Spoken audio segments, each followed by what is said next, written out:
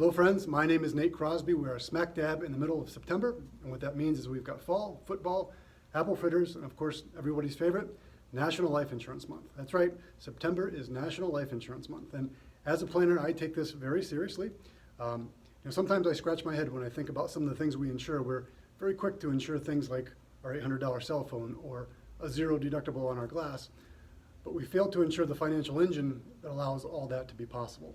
So what I want to talk today is about the process that Crosby Advisory uses to help clients select a life insurance policy. We want to insure that financial engine first, and then once that's done, we can take care of insuring the less financially threatening items such as a cell phone or things like that that are not going to cause a tidal wave to our finances. So we are going to get into Crosby Advisory's steps for purchasing life insurance. Rule number one of life insurance is get the amount right first. And we are going to dive deeper in other videos this month on how do we actually determine how much life insurance we have, how much life insurance we need, how much life insurance is appropriate for us. But for this video, just understand the first step of life insurance is to get the amount right. If I were to pass away in the middle of this video, knock on wood, my family, my wife, my children would not really care what type of policy I had. All they would care is that there is a benefit that will be paid, and that benefit will allow them to continue their lives without a financial hardship. So, understanding that the amount is appropriate first, we'll get that right, and then once we determine that amount, then we can move on to the other types of life insurance or the type of policy that we want to have.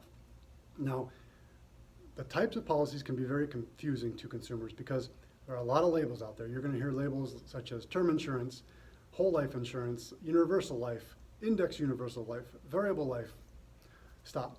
All of those products can be broken down into just two types of insurance, temporary and permanent. So when we think of temporary insurance, typically we're covering ourselves for a period of time. Temporary insurance is term insurance, and it covers us for a term of time. And typically we were looking at blocks of 10, 15, 20, and 30 years. The longer we insure ourselves for, the more expensive that term is going to be, because life insurance companies are very, very good at looking at small windows of time and determining the population and how many people will pass away during that time. It gets a little harder as we get out there and do some 20 and 30 years. So they will adjust and compensate by charging a little bit more in premium for that.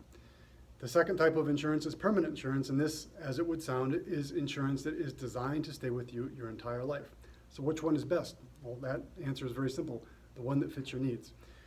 Your life is going to change. Your life today is not going to be the same it is 5 years from now, 15 years from now, 20 years from now. Your life is going to change. The quality companies out there will have products that allow us to change the policy as your needs change. So getting back to rule number one, get the amount right. After that, we can pick a policy. Unless somebody is dead set on the type of insurance policy they want to have, I typically will recommend that a client starts with term insurance for the simple reason that we can get the coverage in effect very quickly. And again, if something happens to the client, nobody cares what type of policy it is, they care about the death benefit. And then once we have the term policy in place, we can get it in place for relatively inexpensive in relative terms. And then if their needs change in 5, 10, or 15 years, we can adjust that term policy accordingly. But get the coverage first. A lot of times people have very strong opinions on the type of policy. I look at it this way. I drive a Toyota Corolla, and some of you are laughing right now, but I drive 400 miles a week, so a Toyota Corolla is very economical for me. Now, if I hauled a trailer for a living, or if I toted around 5 kids every day, the Toyota Corolla would be a terrible vehicle for me to drive in.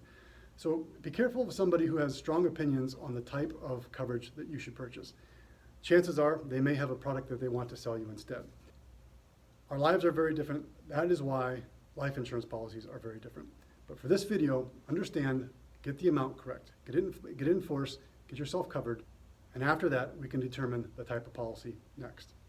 I'm Nate Crosby. Thank you for listening. Until we meet again, never stop building an intentional life.